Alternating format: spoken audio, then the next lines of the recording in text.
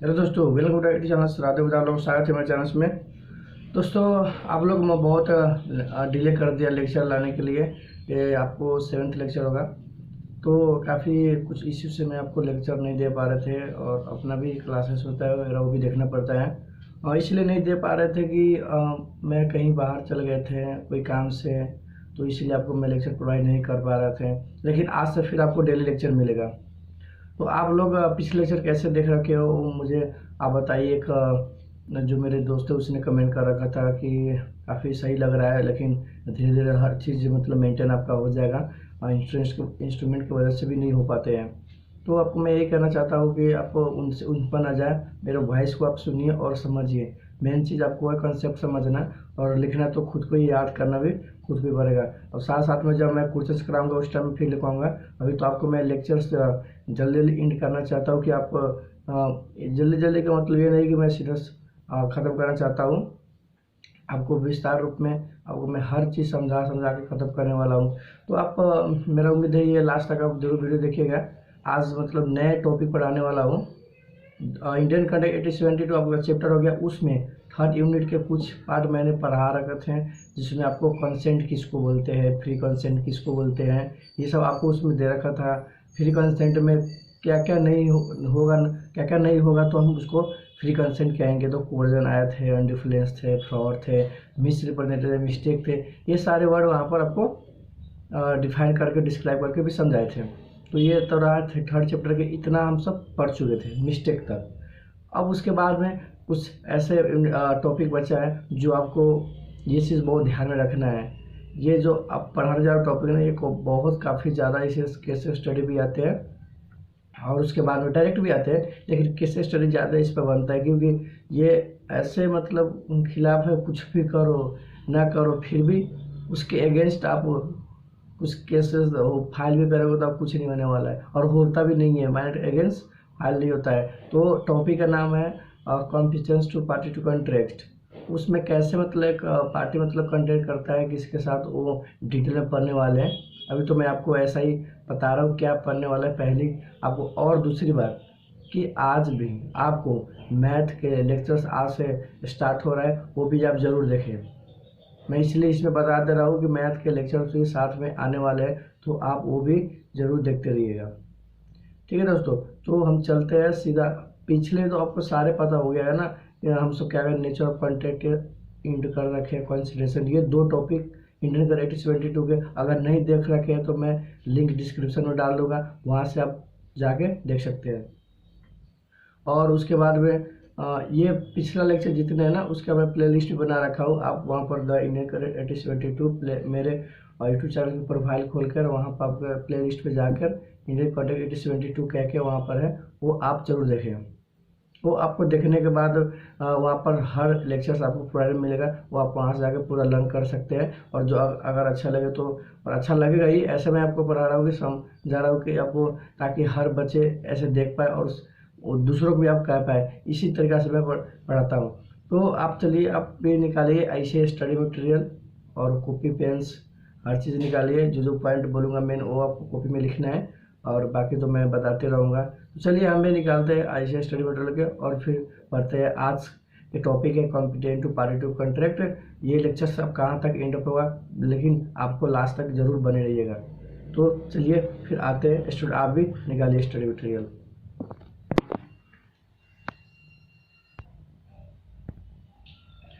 तो चलिए दोस्तों, आ चुके हैं हम अपने टॉपिक पर। टॉपिक का नाम आपको मैं पहले बता दिया था कि क्या है, कॉम्पिटेंट पार्टी टू कॉन्ट्रैक्ट। दोस्तों, तो ये रहा हमारा क्या, ये टॉपिक है हमारा कॉम्पिटेंट पार्टी टू कॉन्ट्रैक्ट। इसको हाईलाइट कर देते हैं। तो ये क्या बोला गया है, सेक्शन 11 में क्या डिफाइन कर रखे हैं। पहली बात शुरू में आपको क्या पढ़ना है कि कॉम्पिटेंट पार्टी पर, ये हमारा क्या टॉपिक हो गया। अब इसके अंदर क्या क्या पढ़ना है यह हमें तो बहुत जानना जरूरी है, तभी तो हम पढ़ पाएंगे। तो आइए देखते हैं। अकॉर्डिंग टू सेक्शन 11, सेक्शन 11 क्या कह रहे हैं। सेक्शन 11 क्या कर रहा है दोस्तों, आप देखिए, पूरा ध्यान से समझना है आपको, एक एक वर्ड आपको समझाने वाला। Every person is competent to contract who is the age of majority. अगर आप किसी से कंट्रैक्ट कर रहे हैं तो उसका एज मेजोरिटी है कि क्या है वो आपको पहले जानना बहुत ज़रूरी है। अगर आप किसी से कंट्रैक्ट कर रहे हैं वो मेजर है कि नहीं है वो आपको पहले जानना जरूरी है। अगर वो मेजर है तो आपको कंट्रैक्ट वैलिड रहेगा वो, और आगे तक आप इसको लेके कोर्ट में जा सकते हैं। अपने जो अगर फाइल किसी कंपनसेशन तो कंपनसेशन मिल सकते हैं, हर चीज़ का मुद्दा। अगर एज ऑफ क्या है मेजोरिटी होगा तब उसके बाद में according to the law which he is subject and who is of sound one. क्या होना चाहिए? Sound one. साउंड वन मतलब क्या होता है कि अगर कंट्रैक्ट करते वक्त उसको समझ आना चाहिए, मतलब ऑन साउंड माइंड नहीं होना चाहिए। क्या होना चाहिए? Sound mind. अगर वो साउंड माइंड है, और साउंड माइंड में भी कैसा, अगर आप कंट्रैक्ट करते वक्त उसको समझ आना चाहिए कि मैं क्या बोल रहा हूँ और वो क्या सुन रहा है, ये जानना बहुत ज़रूरी है। तीसरी बात, is not disqualified from contract by any law to which is subject. तीसरा पढ़ गए नॉट डिस्क्वालिफाइड। डिस्क्वालिफाइड पर्सन नहीं होना चाहिए। नॉट डिस्क्वालिफाइड मतलब डिस्क्वालिफाइड पर्सन नहीं, अगर नॉट डिस्क्वालिफाइड है तो माना जाएगा। तो डिस्क्वालिफाइड का मतलब क्या होता है? जैसे मान लो अगर मैं इंडिया से हूँ, ठीक, और मैं कंट्रैक्ट कर रहा हूँ किससे? पाकिस्तान से। किससे कर रहा हूँ? एक पाकिस्तान से, मतलब पाकिस्तान के किसी बंदे से मैं कंट्रैक्ट कर रहा हूँ।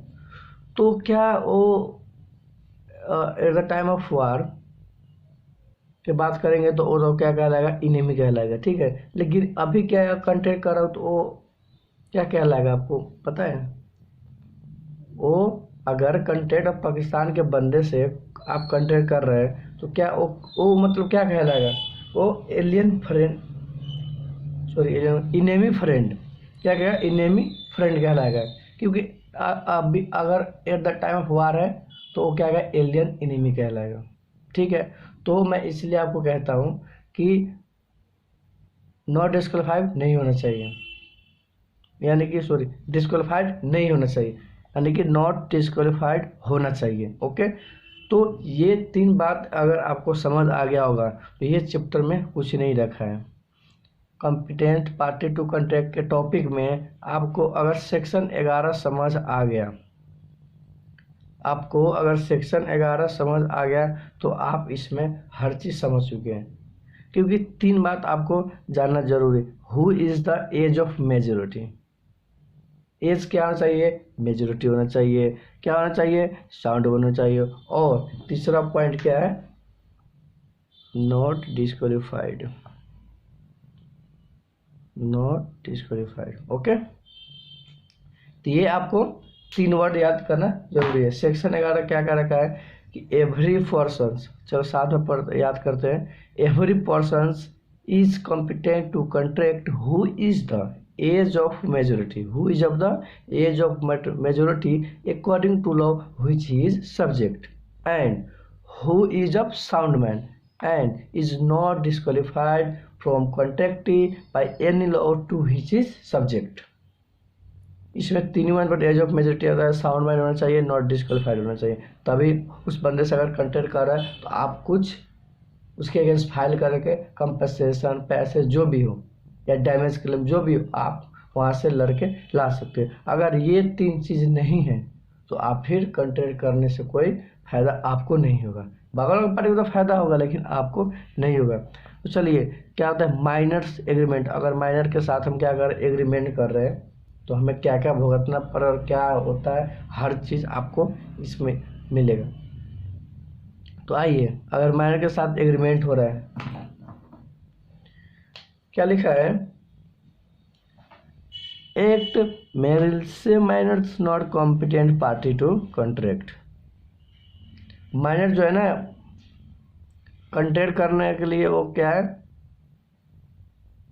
कॉम्पिटेंट नहीं, मतलब वो पार्टी से कॉन्टेक्ट नहीं कर सकते, but not made clear whether contacts by a minors are void और वॉइडेबल।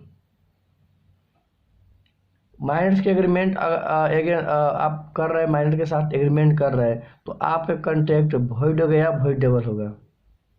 इतना बात आप समझ रखिएगा। But in case of Mohori Bibee versus Dharmodas Ghose it was made clear that contract में माइनर इज वॉइड। लेकिन ये एक केस हुआ था मोहरी बीवी वर्सेस धर्मदास घोष, इसमें क्लियर कर दिया है कि अगर माइनर के साथ अगेंस्ट करेगा तो कॉन्ट्रैक्ट क्या होगा, वॉइड होगा। कॉन्ट्रैक्ट क्या होगा, वॉइड होगा। तो देखिए मोहरी बीवी वर्सेस धर्मदास घोष के साथ में केसेस वो क्या हुआ था, वो नीचे आपको दिखेगा, तो देख सकते हैं। ये केसेस हुआ था 1903 में। 1903 में एक केसेस हुआ था, देख सकते a minor borrowed 20,000 from B, मतलब ये क्या है, माइनर है, ठीक है। बी क्या है, मेजर मान लो, दोनों तो माइनर के साथ एग्रीमेंट तो हो नहीं सकता है, okay. And has security from the same axis of mortgage in his favour, he became measures of human. उसने जब कॉन्ट्रैक्ट किया था ना, वो उस टाइम में माइनर था, लेकिन कुछ ही महीने बाद वो क्या हो गया, मेजर हो गया। And file a suit for the declaration that mortgage existed by him during his minority was void. और इसने क्या किया, मतलब कोर्ट में अगर फाइल केस कर रहा है कि ये तो मेजर हो गया, मेरा पैसा दे नहीं रहा है, तो कोर्ट ने क्या बोला कि नहीं, ये जो पहले के जो कॉन्ट्रैक्ट है उसी का वैलिड रहेगा, और एक कॉन्ट्रैक्ट आपका क्या हो जाएगा, वॉइड हो जाएगा। And should be cancel it was that but the minor was void and was not entitled to repayment of money. समझ गए, ये आपको ध्यान रखना है। अगर आप उस माइनर से कॉन्ट्रैक्ट कर रहे हैं, आपको भी पता चल रहा है कि ये कुछ महीने बाद मेजर हो जाएगा, और कॉन्ट्रैक्ट तो कर ही रहा है, मेरे साथ पैसा ले ही रहा है, और जैसे मेजर होगा मैं उनके खिलाफ क्या करूँगा, कोर्ट में फाइल करूँगा और क्या पैसा अपने वापस लूँगा। लेकिन नहीं, वो आपका जो ओल्ड है ना, जब ओल्ड को कॉन्ट्रैक्ट किया था, जब पहले कॉन्ट्रैक्ट किया था ना, वही आपको क्या होगा, वैलिड रहेगा, और वो कॉन्ट्रैक्ट क्या हो जाएगा, फिर वॉइड हो जाएगा। ठीक, आप ये मोहरी बीवी वर्सेस धर्मदास घोष अगर सही से समझ रखे तो आप फिर बहुत अच्छे तरह से समझ चुके होंगे। यही माइनर के बातें, अब कौन कौन पोजीशन माइनर से क्या क्या होता है, यही आपको पूरा ये टॉपिक में पढ़ना पड़ेगा, उसके बाद में ये टॉपिक आपका खत्म हो जाएगा। फिर आगे और भी बचा है, लेकिन ये जो सेक्शन 11 आपको बता रखे हैं, इसका मतलब पूरा डिटेल क्या हो जाएगा, खत्म हो जाएगा। तो चलिए पहले आते हैं माइनर्स के पोजीशंस ऑफ माइनर्स एग्रीमेंट। क्या है, वॉइड, पहले तो आता है वॉइड। क्या लिखा है, agreement void in operating and एब इन मोहरी बीवी वर्सेस धर्मदास घोष में। ये तो आपको ऊपर ही पढ़ा दिया कि इसमें वॉइड कैसे हुआ था, माइनर्स के एग्रीमेंट करने के बाद। माइनर के साथ में एग्रीमेंट कर रहे हैं तो वॉइड कैसे हुआ था, ये देख ले कैसे दिमाग लगाया था कि मैं उसको दे रहा हूँ, वो कुछ महीने बाद मेजर हो जाएगा, उसके साथ में क्या करेंगे, केस फाइल करेंगे और वापस ले लेंगे, लेकिन ऐसे नहीं होते। तो ये वॉइड मतलब कैसे होता है, वो आपको मोहरी बीवी वर्सेस धर्मदास घोष में आपको समझा चुके हैं। यही बात दोबारा लिखा है कॉन्ट्रैक्ट मेड विथ और by a minor is void ab initio, ये वर्ड है, थोड़ा लेटिन वर्ड में लिख रखा है। अब minor is not competence to contact main agreement with minor is body for beginning, ठीक है। ये रो आपको केस जो ऊपर में समझा दिए थे। बेनिफिशरी, माइनर क्या चीज़ के लिए आते हैं, बेनिफिट के लिए। फिर minor can promise for a benefit, only benefit के लिए आता है, कोई लॉसेस उसके न बियर करना पड़ता है। इसीलिए कहते हैं कि उसके साथ आप क्या करो, एग्रीमेंट मत करो, मेरे साथ आप एग्रीमेंट मत ही करो। आप जैसे सोचते नहीं कि मेरे को फायदा था, लेकिन नहीं। देखिए for example if a minor has sold the goods, buyer refuse to pay the price of the goods and is entitled to file suit recover against the buyer. क्या लिखा है, यदि आप माइनर हैज सोल्ड, अगर minor क्या कर रहा है, बेच रहे हैं,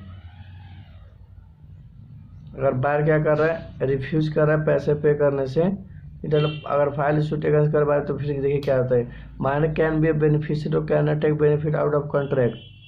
ये जो आपको ये इम्पोर्टेंट है, ये आपको 3 मार्क्स या 4 मार्क्स में डायरेक्ट क्वेश्चन आ सकते हैं। माइनर कैन बी बेनिफिशियरी और आपको क्वेश्चन कैसे आएगा, लिखेगा minor can not become a partner into contract करके, ऐसे आपको क्वेश्चन बाद में दिखाने वाला हूँ। इधर अगर आपको होगा तो मैं एक बार देखता हूँ, इसमें तो आपको नहीं दे रखा है, लेकिन मैं समझा रहा हूँ कि आपको जब क्वेश्चन कराऊंगा वहाँ पर ये इंपॉर्टेंट जैसे मैं लिखा रहा हूँ ना, ये वर्ड आपको वहाँ पर मिलेगा और ये डायरेक्ट क्वेश्चन में ही आता है, 3 मार्क्स में आ जाएगा या 4 मार्क्स में। ठीक है, ये आपको थ्योरी क्वेश्चन है, तो फिर भी आप पढ़ सकते हैं। The minor is not competed to contract, nothing in the contract prevents him from making the other party to the minor. Thus, a promotion not duly is in the favor of minors is not a void and can be obtained by him because he is incompetent to contact matters benefit. समझ गए? इतना मतलब minus के साथ agreement करते क्या चीज़ के लिए वो आता है, बेनिफिट के लिए। ठीक है, यहाँ लिखा भी minor can not become partnership firm, however he may with in the consent of all of the partner be मतलब क्या लिखा है कि माइनर के साथ पार्टनर फॉर्म में भी उसको पार्टनर नहीं बनाते, क्योंकि अगर पूरे अगर पार्टनर के कंसेंट है कि अगर इसको मैं पार्टनर लेके नहीं बनाएगा, उसको एड भी कर ले, वो बस सिर्फ किसके लिए, बेनिफिट के लिए। ओके, तो ये आपको समझना जरूरी है। उसके बाद में क्या आता है, रेक्टिफिकेशन। देखिए, agreement can not be ratify after attend age of major, वही बोला था कि अब ये क्या है, ये अगर बंदे ये अटेंड करने के लिए, कॉन्ट्रैक्ट करने के लिए लायबल है कि नहीं, तो आपको वहाँ पर क्या एज ऑफ मेजोरिटी देखना पड़ेगा। क्या होना चाहिए, एज ऑफ मेजोरिटी देखना है आपको। देखिए क्या लिखा है, example X of minor makes a promissory note in the name of Y. क्या लिखा है, X of minor makes a promissory note in the name of Y, किसके नाम बना लिया, Y. On attaining majority he can not ratify it and it makes provision place of old. इसमें भी वही क्या रखा है, देख लिए, ये अपने जो पहले कॉन्ट्रैक्ट कर रखे ना उसी पर आपको बैठ देगा। उस टाइम में माइनर था, आप क्या हो गया, मेजर हो गया। ये जितने भी आपको मैं पढ़ा रहा हूँ सब माइनर के अगेंस्ट आपको ये क्या क्या मतलब ऐसे करने से होगा, ये नहीं करने पर क्या ठीक होगा, यही सब आपको इस बस टॉपिक में पढ़ना है। ये 3 आपको चीज़ों का वॉइड हो गया, बेनिफिशियरी हो गया और रेक्टिफिकेशन हो गया। ठीक है दोस्तों, आप आते हैं चौथा पॉइंट में। चौथा पॉइंट में है क्या, चौथा पॉइंट में दोस्तों क्या है, रिस्ट्रिक्शन नॉट एप्लीकेबल। देखिए the doctrine of restriction is not applicable होता है, माइनर के अगेंस्ट क्या होता है, रेस्टिट्यूशन एप्लीकेबल नहीं होता। और दूसरा बात क्या है, the rules of estoppel is not also applicable to the estoppel. आपको मैं पढ़ा था किस पे, आपको मैं एस्टोपल पढ़ाया था किस में, कंसिडरेशन में, याद है आपको एस्टोपल उसमें पढ़ाया था कि जहाँ पर ट्रस्ट, बेनिफिशियरी, फैमिली सेटलमेंट, ये आपको जहाँ पर ये वर्ड आपको याद आपको आ रहा होगा ना, स्ट्रेंजर डक्टाइल के एक्सेप्शन जो आपको पढ़ाए थे ना, वहीं पर एस्टोपल वर्ड आए थे, तो वो माइनर के भी खिलाफ एप्लीकेबल नहीं होते। इतना बात आपको ध्यान में रखना है। ठीक है, minor can always plead minority. ठीक है, ये देखिए क्या लिखा है, अब minors can always plead minority and is not stop to 7 where he has taken any loan or entered into any contract by falsely represented as he was minor, rule of estoppel cannot be applied against a minor। अब miners के आप loan दे रहे हैं, ये कौन सा आप मतलब बड़े काम कर रहे हैं, वो तो खुद को पता होना चाहिए ना कि इसको मैं लोन दूंगा तो मुझे देगा कि नहीं देगा। आप दमादम दे रहे हो, इसके पापा की इतने बड़े प्रॉपर्टी है, मैं उसमें से ले लूंगा, ये सब कह के उसको क्या देते थे, लोन देते, लेकिन वो क्या आपके लिए नहीं रहेगा लायबल बाद में। ये आपको बहुत ज़्यादा जरूरी है, यही बात लिख रखा है, rule of estoppel can not be applied against minor, it means he can be allowed to play in minority in defence. ये आपको बहुत ज़्यादा जरूरी है। मजे में लोन देते हैं, उसके बाद प्रॉपर्टी अगर वो माइनर रहेगा तो आपको कुछ नहीं मिलेगा ना, आपको ये समझना जरूरी है। बात की बात मत देखो, कॉन्ट्रैक्ट ऑफ पार्टनरशिप देखिए, कैसे होता है। A minor can not inter into contract in partnership but may be admitted all benefit of the consider. वही है सेक्शन 13 जो आपको अभी बेनिफिशियरी में बताए थे। आपको बस यही माइनर से गेन का वही बोला है कि माइनर के साथ अगर एक कॉन्ट्रैक्ट कर रहे हैं, अब ये पार्टनर्स की बात कर रहे हैं, अगर माइनर आप अगर पार्टनरशिप फर्म में और कोई पार्टनर आपको माइनर को जब ही कर सकते हैं कि जब सबके कंसेंट क्या है कि हाँ इसको ले, फिर भी आएगा वो बस बेनिफिट के लिए। इंसॉल्वेंसी, इंसॉल्वेंसी किसके क्या होता है। Minor can not be adjusted insolvent even if the डेब्ट arose in connection with necessary supply to him. Minor के अगेंस्ट क्या होगा इंसॉल्वेंट, वो तो पहले ही आपको पता है कि ये तो दे नहीं पाएंगे, पहले ही मना कर देगा। और उसके घर वालों के भी पास जाओ तो भी बोलेगा कि मुझे तो पता नहीं, मैं अब तो बोले ही नहीं थे। आपको खुद को पता होना चाहिए कि किसको दे रहे हैं पैसे, ये चीज़ आपको इसमें देखने को मिलेगा।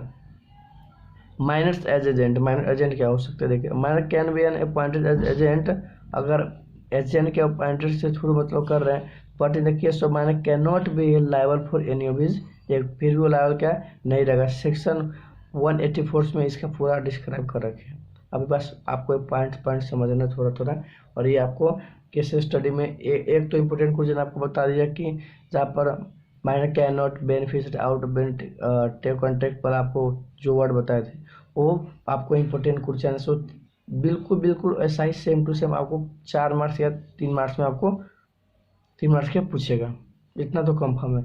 और वो जो केस मोहरी बीबी वर्सेस धर्मदास घोष है वो आपको केस स्टडी में सही तरीका से आने वाले। Contract by guardians how far enforceable, ये 3 आपको पॉइंट दे रखा है, आप पढ़ सकते हो। इससे काफ़ी इंपॉर्टेंट ही है नहीं, मान लो ये है ही नहीं, ऐसे आपको अब जब जे दे रखा है तो आपको मैं बता ही देता हूँ। तो माइनर्स एग्रीमेंट इज वॉइड, पहले बोल दिया कि माइनर के साथ एग्रीमेंट करते क्या वॉइड, पहली वर्ड बोल दिया कि माइनर के साथ एग्रीमेंट करते वॉइड है, बाकी तो आप सब समझ गए होगी। His guardians can under certain circumstances inserts into valid contract of minors pair where the guardian makes a contract for the minors which is in the competence and which is for the benefit of the minors. Generally valid contract with the minor cannot be enforced, minor के खिलाफ enforce क्या कुछ भी नहीं हो सकता है, जो आपको इसी चीज़ में लिखा है एक कॉन्ट्रैक्ट में। आप इतना समझिए कि माइनर के साथ क्या क्या एग्रीमेंट करेंगे तो क्या सही रहेगा, नहीं करेंगे तो वो बेटर रहेगा, ये यही आपको दे रखा है इसमें। कॉम्पिटेंट टू पार्टी कंट्री में यही आपको सारे दे रखे हैं, ठीक है। नो स्पेसिफिक परफॉर्मेंस, कोई स्पेसिफिक परफॉर्मेंस के लिए नहीं रहता है ये, ठीक है।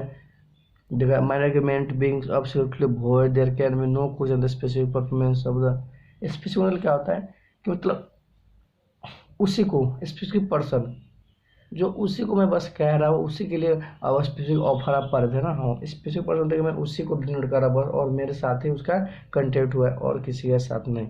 तो आप इसमें मैंने साथ में स्पेसिफिक परफॉर्मेंस नहीं कर सकते।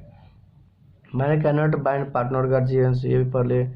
Joint contract by minor and adult, देखिए क्या हुआ था, एक केसेस हुआ था, वो केसेस आपको समझना है। In such case the adult will be liable on the contract and not the minor, adult के लिए ओवरऑल है लेकिन माइनर के नहीं। इन सन दास वर्सेस रामचंद्र के case where there was joint purchase by 2 purchase और of them was a minor, इसने joint मतलब क्या किया था, एक आपस में दोनों से मिल के परचेज किया था, उसमें एक माइनर भी है। It was held that vendor could enforce the contract against the major person not the minor. अब जब आप खरीद चुके हैं तो दो अगर वो पैसे नहीं दे रहा है कुछ चीज़ तो माइनर फिलहाल नहीं, जो आपको सब देना पड़ेगा। वही बोला कि ज्वाइंट कॉन्ट्रैक्ट अगर हो रहा है और उसमें एक माइनर भी है और एक क्या है एडल्ट है, तो फिर क्या आपको कैसे बनेगी, आप देख चुके हैं ना, यही होता है, वो आपको समझना जरूरी है। ये मत सोचेगा मैं फायदा डाल दूँ तो माइनर नहीं देगा, ऐसे नहीं होता।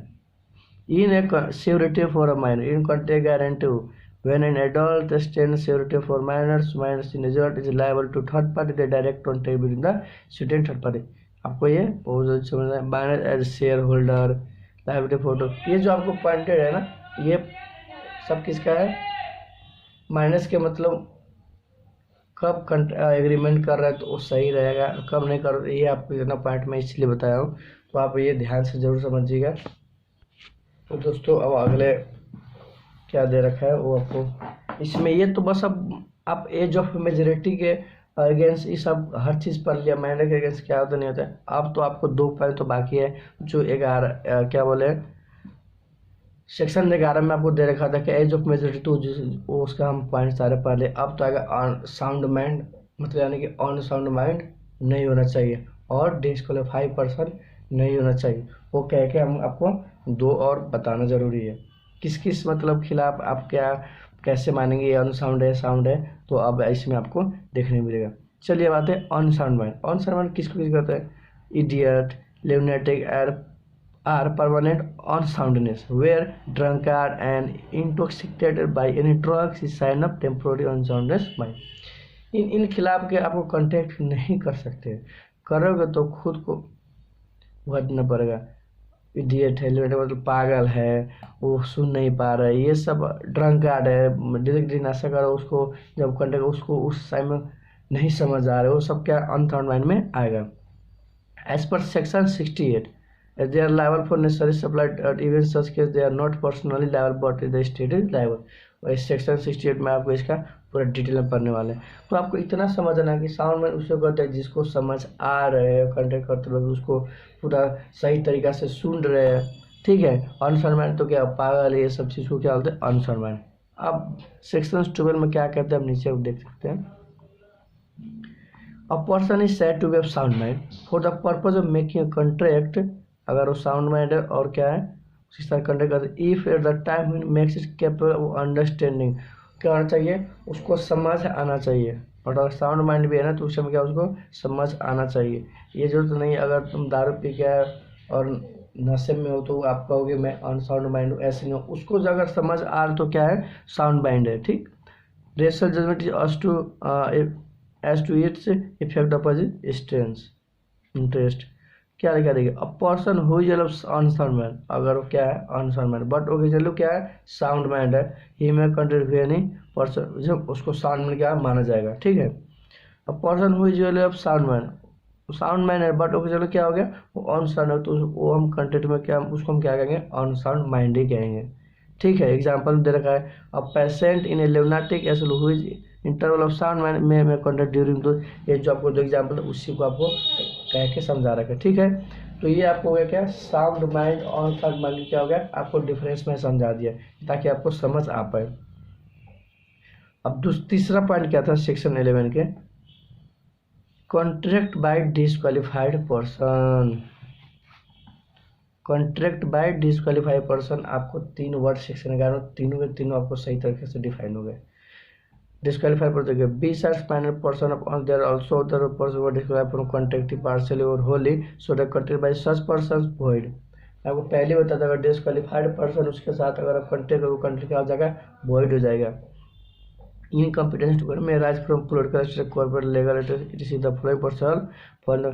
देखिए आपको इतना ही समझना है जो एग्जाम्पल में आपको दिए थे कि मैं इंडिया से हूँ, कंट्री का रहा किससे पाकिस्तान से के बंदे से, तो आपको हम उसको एलियन फ्रेंड कहेंगे, इनेमी फ्रेंड कुछ भी कह सकते हैं, लेकिन वो क्या होगा वो एलियन इनेमी अभी नहीं कह सकते, एलियन क्या करेंगे फ्रेंड बोलेंगे। वो अभी आपका तो नहीं है टाइम वार अब जब होगा तो हम उस टाइम क्या मानेंगे ये हमारा क्या है एलियन इनेमी है। तो आपको ये चीज़ आपको ध्यान रखना है, ठीक है दोस्तों। मैं इसके लिए अभी इतना ही रखता हूँ, फिर आप आगे आने वाले अपना जो नई टॉपिक है आपको मैं थोड़ा थोड़ा करके इसलिए कह रहा हूँ कि आपको भी समझ आते रहेगा क्योंकि बोरिंग नहीं हुआ लेक्चर। तो आप लास्ट तक जरूर देख चुके हैं और नए चैनल में आप जुड़े हो तो आप चैनल को सब्सक्राइब लाइक जरूर करना। फिर मिलते हैं अगले लेक्चर्स में, तब तक के लिए आप यहीं पर बने रहे और प्ले लिस्ट में जाकर नहीं देख रहे हो तो सारे वीडियो देख के अपना एंजॉय कीजिए और इंटरेस्ट लीजिए और कमेंट भी करते रहिए अगर नहीं समझ आएगा तो। चलिए तो फिर मिलते हैं अगले लेक्चर में।